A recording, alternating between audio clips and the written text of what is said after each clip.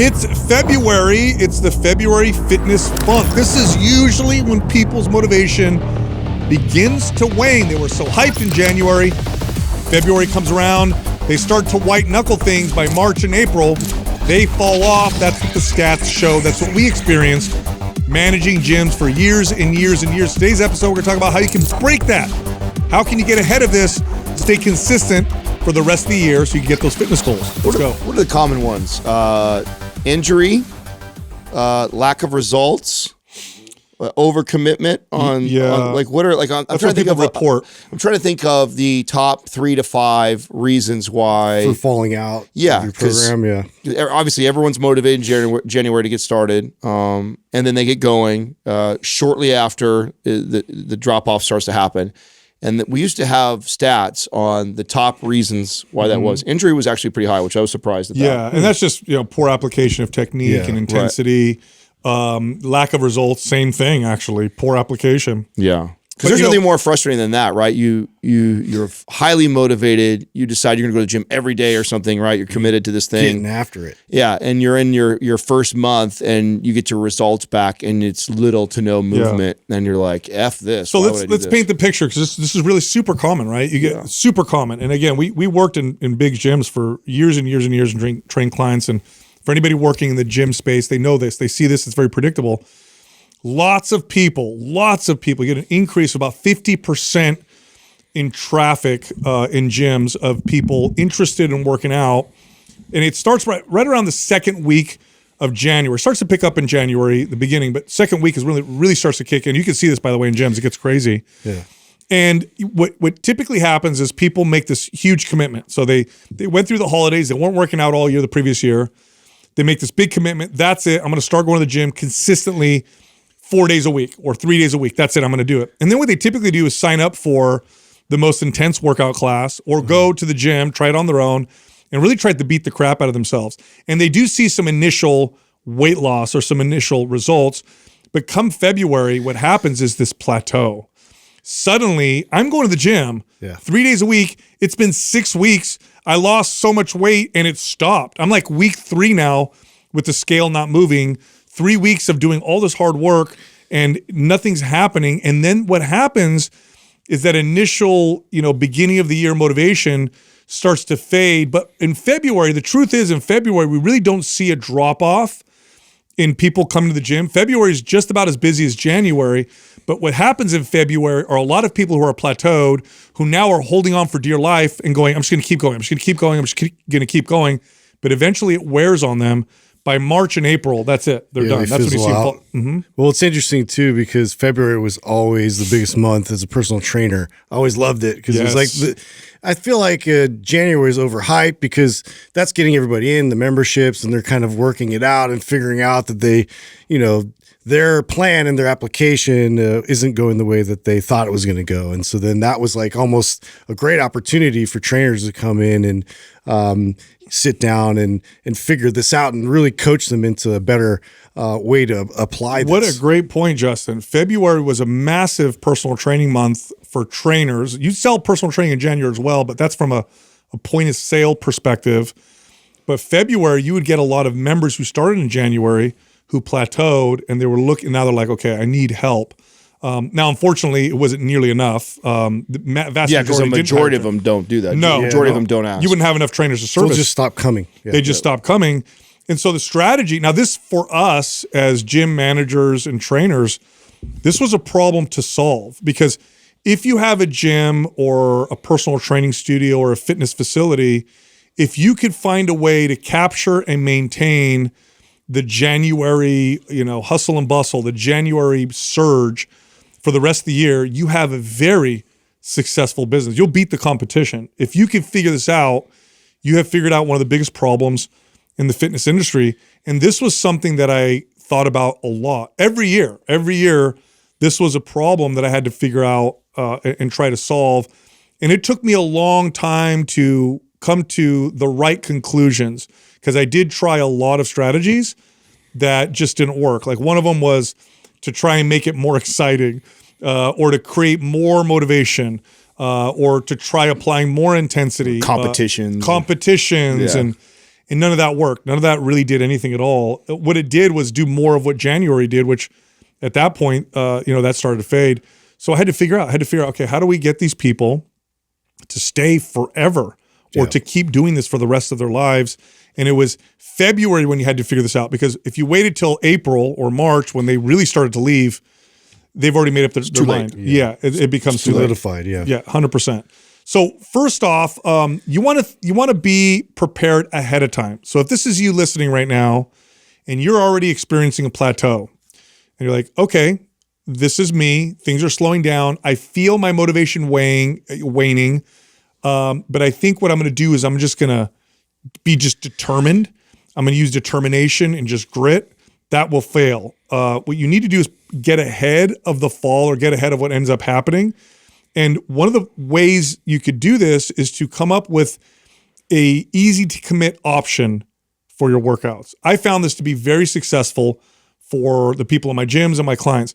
This is when I would provide options for people where I'd say, here are some good at-home workout options, because that step of getting in the car, driving to the gym was enough sometimes to get people to stop. Mm-hmm. But if I gave them some easier to do at-home options that were effective, what I'd find is I was able to get them to keep coming, get them to keep going and staying kind of right. Because you guys mentioned some of those deterrents, right? It is like work and everything kind of sneaks back in, like the intensity of that, the projects kind of stack up, like, you start kind of easily justifying all these other priorities over, especially if it's not really working anymore, like what your initial motivation is starts like really fading away. And so to now figure out like what's going to work long term, if that's not what your initial thought was, you have to kind of think about those things of how can I eliminate that barrier to entry in terms of like, if I have to drive to the gym, that's a barrier. So now if I can set myself up so I can hit it at my house, that's going to be successful. I always had a alternative, bands workout. Eventually when suspension trainers came around and got popular, or suspension trainer workout that they can knock out in 20 to 30 minutes at their house as an alternative. And, that's right. And I found that having that as an option with our clients, and even though I was, trying to get them to come to the gym to see me 2 or 3 times, the inevitable would happen. And having that option for them to be able to do that allowed them to still do that and feel like they weren't going backwards. And many times that's exactly what people needed. They actually didn't even need to come to the gym and do more. They just needed to build that consistency, and giving them that alternative that they could do at the house, I think became a staple for every client. Every client, I had the ideal program and what you're following with me when we get in the gym. And then we have these just in case things, or when we're traveling things. And that's where like training with like bands, suspension trainers, these tools became paramount to my success with my clients. 100%. In fact, what I would do right around this time with clients is I would train them with these at-home tools in the gym in preparation. Right. So they familiarize themselves with that. So they'd come in and I'd say, okay, for the next couple weeks, some of our workouts are going to be band focused. I love bands and I love suspension trainers because of their convenience. They also provide effective resistance. So weights are great. Free weights are the best, right? But free weights take up a lot of space. And can't travel with them. Yeah, and convincing somebody who just started going to the gym to go buy a weight set with a squat rack and everything is very difficult. It's a big ask. But getting them to buy a suspension trainer or some bands, easy, pretty easy. They're inexpensive.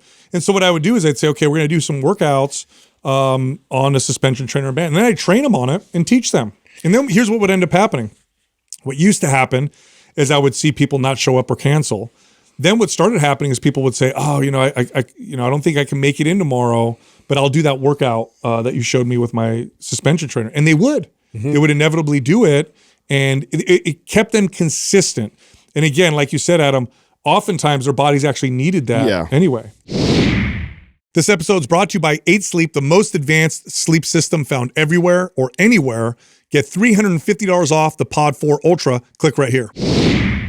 Yeah, I think there's this misconception around workouts that are band or suspension trainer, that they're this inferior workout. Right. That it's like, oh well, if I can't get to the gym, I'm not going to do something like that. It's not worth it. And it's like, oh, I'm not going to get the same results. It's not as good. And it's like It's not true at all. And the number one thing is consistency. So if I can help my clients build their habits around just movement, period.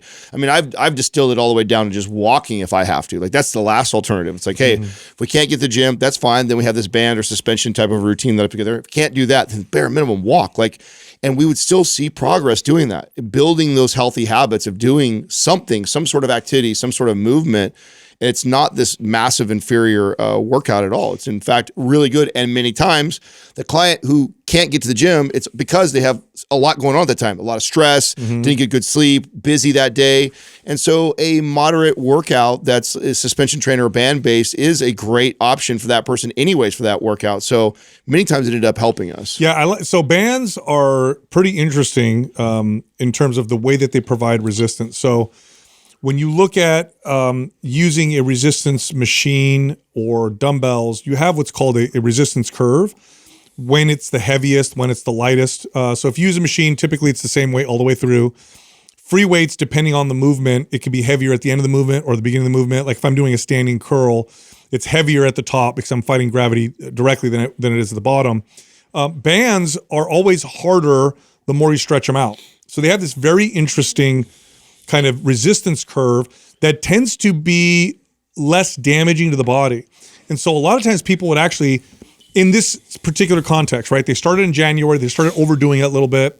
Now they're not coming to the gym as much, they plateaued, they start doing band workouts. It's still resistance training, but it also gives their body a little bit of a break. And I would notice with some people, it would kick their body into progress again because the bands didn't cause as much damage. Now suspension trainers are really interesting because I love they are legit like strength training. Olympic rings are essentially what suspension trainers are based off of. Suspension trainers are it doesn't matter. What I love about both bands and suspension trainers, but especially suspension trainers, is suspension trainers are appropriate for anyone. Yeah. Now bands, if you're really strong, it can be difficult to do certain exercises because it's hard to get bands that are going to provide enough resistance to somebody who's really strong. Suspension trainer, I don't care how strong you are, and I don't care how much of a beginner you are. If I change the angle on those bands, on the suspension trainer, I can make an exercise extremely advanced, or I can take that same exercise and make it very, very easy. So it's a very appropriate way for the versatility on it is just exceptional. You have a brand out there that built a $1 billion franchise off of that, and that's Orange Theory, because of how effective those things are. I mean, that's all they have a stack of dumbbells, but they rarely ever use that. 90% of all the workouts are built around the suspension trainer because of how, and it's really tough to take a class and teach them through a strength training workout together. And one of the only ways you could do that is with a tool like that, is to where you can modify it for 10 different people that are going through it. They can all be doing a, chest press with the suspension trainer, and you could have somebody who's 80 years old or somebody in their prime, 25, super strong, and make it just as challenging for each person. And I love the instability component because I felt like that was always a major focus with a lot of my clients, especially early on in their training with me. It was like stability in their joints, and so it adds that instability that I think everybody can use or need more of. And so I fell in love with that. If I had to choose, I lean more towards a suspension trainer, although I think bands are great to travel with and they have lots of pluses too. But I think it brings you in their body a lot more too, so you get more familiar with your limitations. I think there's a little bit of disassociation with weights just because I'm trying to get it to a certain place, whereas like you're really feeling your way through these movements, and you can gradually increase and decrease the intensity of it just by your positioning of your body. So it's a pretty unique tool in that regard. Ideally, you'd want both. Ideally, you'd want to be able, and I mean, we always talk about that. Why limit yourself to one thing? Totally. They both have extreme benefits. Because you could have a band set and a suspension trainer set, and you could store it all in one drawer in your house. It takes up no space. Yeah. Now you have the best of both worlds. Because bands are good too, because you could do different angles with the band. So anyway, good tools, and it gives you an easy to commit option when you don't make it to the gym, right? The second thing is to change the style of your workout, or to put it differently, change the goal, right? If your body's plateauing, if you went like full bore through January and you're going crazy and you're going hard, all of a sudden you plateaued, this might be a good time to focus more on mobility. Or it might be a good time to now focus on flexibility or building strength or maybe a little bit of stamina. Pure strength with rest. Yes. Like doing this gets things moving again. The body is exceptional at adapting to stress. So long as you don't over apply stress, it'll start to adapt. But then what happens is the progress will eventually slow down as the body learns to adapt to it. Adaptation is how your body progresses. But once you do the same thing over and over, it just stops changing. And one of the best ways to get through a plateau is to change the focus or the style of workout. By the way, this doesn't mean changing the style does not mean go to do something harder. Sometimes it does, but oftentimes it just means something different. Yeah. And sometimes it means something easier. But changing the style, like this is a time-tested way of getting out of a plateau that every strength and conditioning coach, every trainer who's got experience knows about. I mean, I know that we're talking to people right now trying to keep them motivated in February to keep going, but I think this is the secret sauce to all levels at any time, at any period of their training, is to continually move and change the goals. I mean, it's the only way that I've found personally I've been able to stay consistent over so many years, is that at one point, if you're always focused on the same goal, eventually you actually even reach that goal. And that may not be the thing you're thinking about right now when you're 1 month in and you have a long ways to go still. Like, I'm not worried about that, Adam, but if you're at one point, you're going to have to learn this. So you can start to practice it now, or you can wait until you achieve that goal and you have to learn that lesson anyway. So I think this is the secret sauce to staying consistent forever, is that. And it's a great way when you're focusing in a direction and you start to get discouraged and you're like, I'm not seeing what I want to see from, you know what, let's change course. And a lot of times I like to work with the body, what we're noticing and feeling anyways. We've talked about this recently with the diet in Christmas time, right? We had an episode that we did about, that's a great time to, hey, right now there's going to be all these extra calories because you're going to be going to family holiday parties and stuff like that. Not a great time to decide you're going to get shredded and cut. Pretty good time for you to go, you know what, I'm going to reverse diet. So I love things like that. So pay attention to the other aspects of your life and changing goals, other things that you want to achieve, and your mindset into the gym that makes it fresh and new again. I like the psychological benefits of it a lot, in that if you're changing it up and you're focusing on, a different skill or a different type of style of workout, a lot of times it takes you away from that fixation that you have on my body isn't changing, or this isn't happening, or, why can't I get to this place that I'm trying to go so hard? Like, I'm focused now on a different way of training, which is going to help me to be stimulated enough where I get excited about this.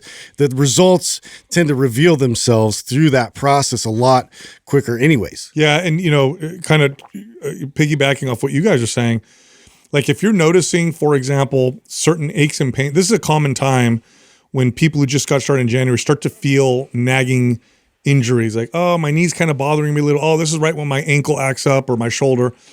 A good way to or a good direction to change to might be pain relief. It might be mobility. Yeah. Like, and by the way, you're not going to go backwards by doing so. If anything, this is going to continue reinforcing your strength. Absolutely. So the month of February for you might be a recuperative month where you're doing workouts that are really more focused on movement, on moving well, on improving flexibility and mobility. That's a great direction to change to. Yep. Next up, now this is really the psychological effects about what I'm about to talk about are so powerful. This is one of my favorite tips, and that is to make a more realistic commitment for time spent in the gym or for workouts. What do I mean by this? Well, if my initial commitment in January was 4 days a week and I'm doing it and I'm excited because I'm getting results, but now I'm starting to plateau, but I'm going to just, white knuckle 4 days a week this whole time. If you want to get ahead of that, here's what you do. You say to yourself, you know what? I'm starting to plateau. I'm starting to lose motivation. I'm going to commit to 2 days a week. Because that's realistic. I'm going to commit to 2 days a week, and that's what I'm going to do from now on. That is a much more successful approach than trying to maintain 4 days a week and missing 2 days a week, because you're failing. It feels like you're failing. Man, I'm missing those 2 days a week. I'm not showing up those 2 days. I keep missing those 2 days. I only made it 2 days a week versus my new commitment is this, and I think I could stick to it. Win, win, win, win. And it tends to keep people in the positive, in the right mindset by doing so. Hey, sorry to interrupt. Look, I have a free guide that teaches you how to lose fat in 3 steps, just 3 steps that will burn the most amount of body fat and help keep it off. This guide is totally free. We're giving it to everybody right now. If you want it, click on the link at the top of the description below. All right, back to the show. Maybe the most important tip of all of them, and also the one that took me the longest to probably figure out. I think early on in my career, I think I thought of myself as this motivator, and my job was to motivate and inspire clients to work out more, work out harder, do more, make fitness more of your life, versus meeting people where they're at in their journey and teaching them to enjoy that process and being okay with, some people may be at 3 days a week right out the gates, and that's a good place to start. And other people, it might be 1 day a week and that's all they can commit to. And understanding that as a good coach and leader, it took a long time to really figure that out, because there's that added pressure of, one, I think that I'm supposed to be this motivator and inspire clients. Two, I want to show my clients results as fast as I possibly can if they're going to continue on, and I got to grow my business and keep them coming back.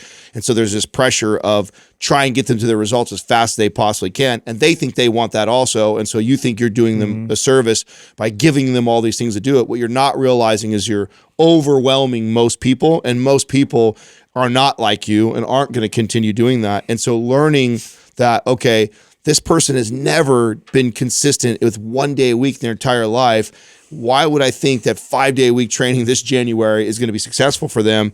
Why don't we set the bar somewhere where they know they can accomplish that, and then we'll build on that? I found that once I figured this out, my clients were far more successful and eventually all got more results than I ever got. Yeah, I one of the strategies I would have with clients is when I would have a client that would overcommit, and I started to see that they were overcommitting. And the way I would see it is you would start to see more inconsistency, some cancellations. I would reset their commitment in a more realistic way. And I would actually tell them that. I'd get on the phone and say, John, I know we work out 3 days a week. We did that for a while.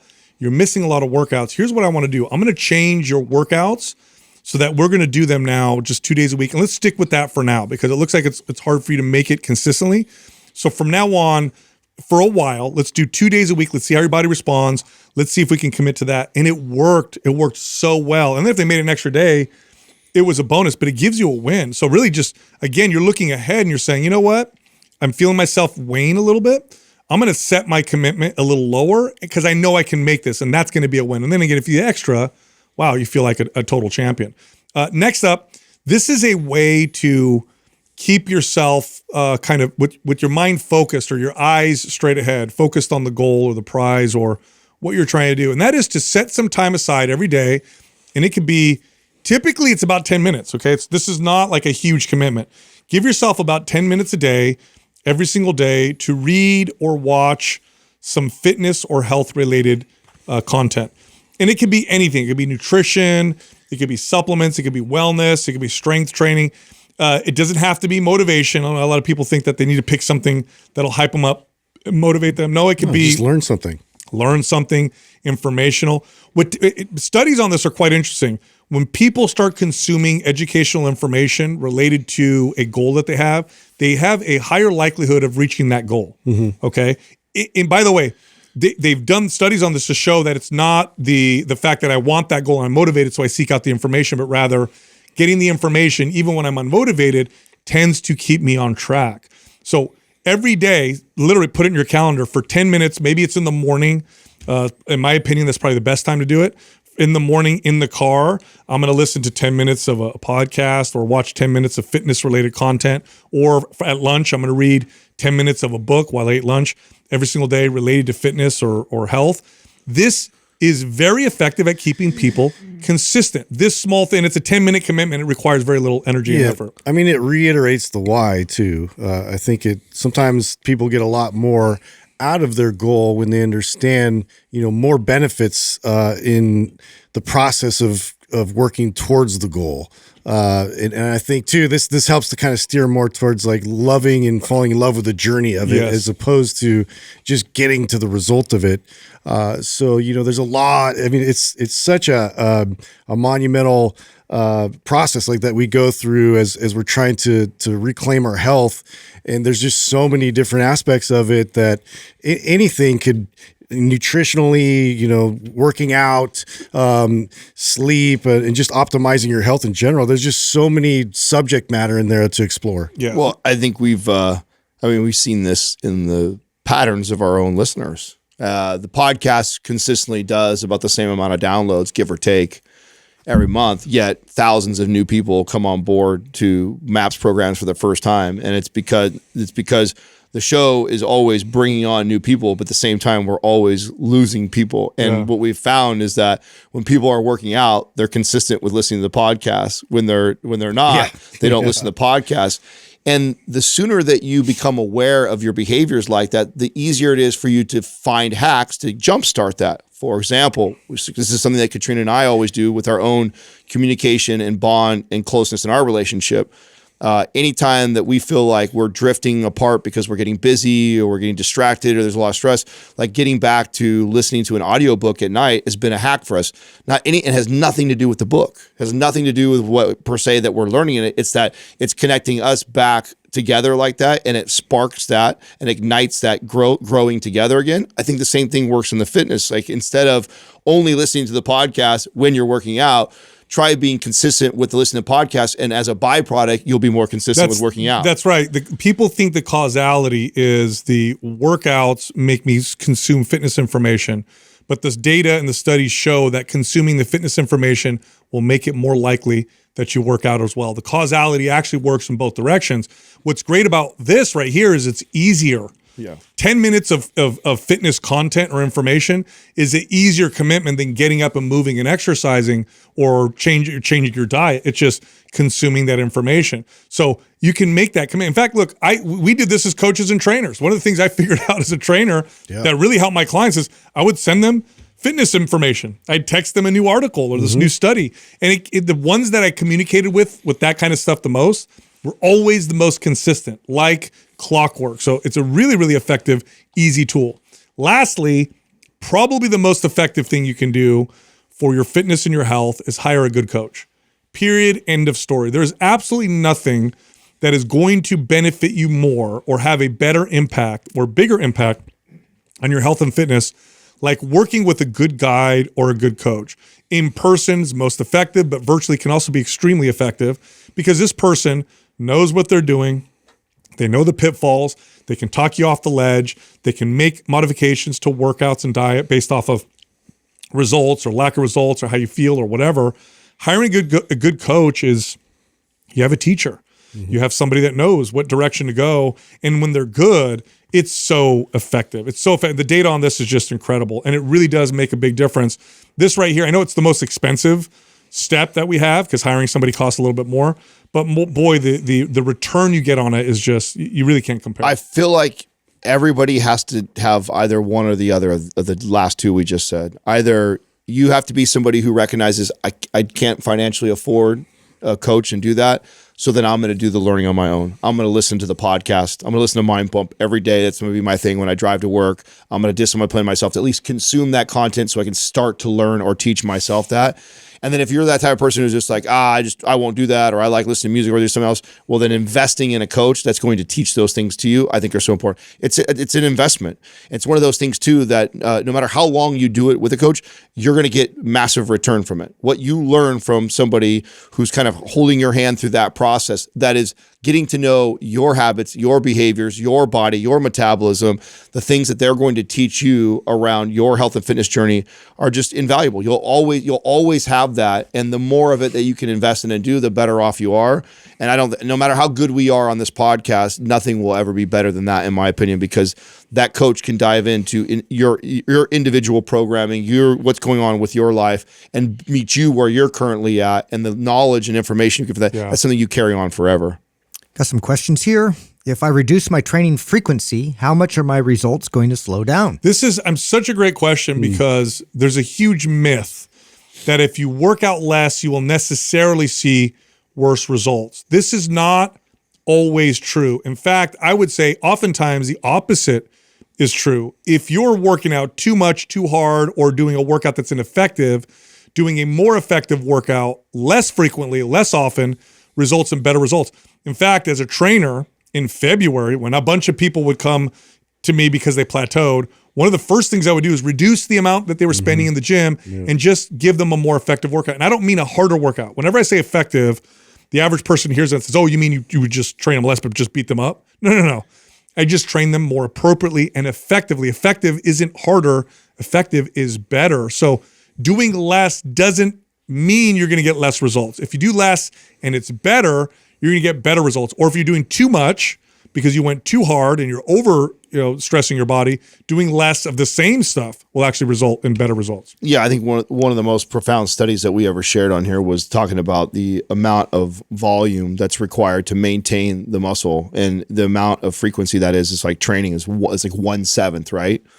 That's so as long as you're getting in the gym once or twice a week, every week, even if your frequency is down from your normal 4 or 5, you're going to be fine. You're better off just being consistent on a weekly basis of getting in there, creating movement, doing some sort of exercise, or getting into your home gym and getting some band work or some suspension trainer. As long as you keep that consistency up, you're not going to slow down your progress, because most of the work is going to be in the consistency, and then what you do nutritionally. That's going to be one of the biggest things. Is doing a little really better than doing nothing? Oh God, yes. Yeah, another big myth. Like, if I don't go beat myself up for an hour, then what a waste of time. I might as well not go to the gym. I was guilty a lot of people still share that sentiment, and it's a hard one to break, because it is like, especially if you're getting in the momentum of things, you really want to keep hammering. You want to squeeze out that, maximize that opportunity while you're there, and to feel like you're not putting out 100% effort. It feels like, well, it's a waste if I don't do that. I've said this so many times on this podcast that one of the biggest momentum shifts in my journey was giving myself that permission that I could go in and do one exercise, and that's it. Giving myself that permission and telling myself that it is not worthless, that did so much for my consistency and the ability for me to maintain my physique and my health. I think it's so underrated, just going in and getting 5 sets of squats. If you just did that, right? If people just chose to walk a little bit more throughout the week and they squatted 5 sets out of the week, like, a lot of people would be way healthier than what they currently are right now. Yes. So doing something is better than nothing. Yeah. Absolutely. A little isn't just a little better than nothing. It's infinitely better than nothing. Yes. Nothing is so bad that doing a little bit is so much better. Like, if you can do a little, do it. Next question. How do I know if a coach is good or bad? Well, I could tell you some really, really good Ask them if they listen to MINDPUMP. signs. Well, hey man, that might be right. I mean, there. listen, Not red flag. We're at a point now. Okay, we now coach trainers, we certify trainers. There's over now 1,000 that have been through our course that are all over the country. So I mean, that's a one way right away, and they're looking. A lot of them are looking for clients online or in person. So I tell people, when people ask me this question, I tell them to ask that. One, have they gone through our course? Or two, do they listen to the show? There's enough trainers that do, that you can find one that does. I think that's an easy way to find out real quick. Here's another great sign. Like, if you first off, do they give you an assessment with your first workout? If they're not assessing you and looking at your movement patterns and asking you questions, and they just take you through a workout, that's a big red flag. But number 2, you should feel more energized and better at the end of the workout than you did at the beginning, and you should feel great the day after. If you could barely walk, you feel like you got beat up, or you finished the workout, you almost threw up, you can't move, not a good sign. So judge it by how you feel. If you feel good, you feel less pain. Oh my God, that workout was good, and I actually feel like I could do it again right now, and I feel energized. That's a good sign. If you feel like you got your crap beat out of you, not good at all. Look, with this episode, because we're talking about, initially we talked about MAPS suspension, MAPS bands, or suspension trainer and bands training. We have 2 programs. We have MAPS suspension, which is a suspension trainer program, great to use at home. Then we have a bands program that's also great to use at home. They're great, convenient ways to add strength training or to do strength training. Both of them are 50% off because of this episode, so half off each one. If you're interested, go to mapsfitnessproducts.com, but you have to use this code for the 50% off, SB50. So SB50 gets you 50% off MAPS suspension and MAPS bands. All right, I know you liked that episode. If you did, check this one out. 30% body fat. For men, this is way too high. This is actually a bit high for women as well. So in today's episode, we're talking about how you can go from 30 to 10. What is 10% body fat? This is when you have a visible six-pack. Can you go from 30 to 10%? Yes, it's possible, but not if you guess along the way. So we're going to talk about how you can do that in today's episode. Now, there's a huge range, right, of like body types. Yes. Some people can run a little bit heavier or a little bit higher body.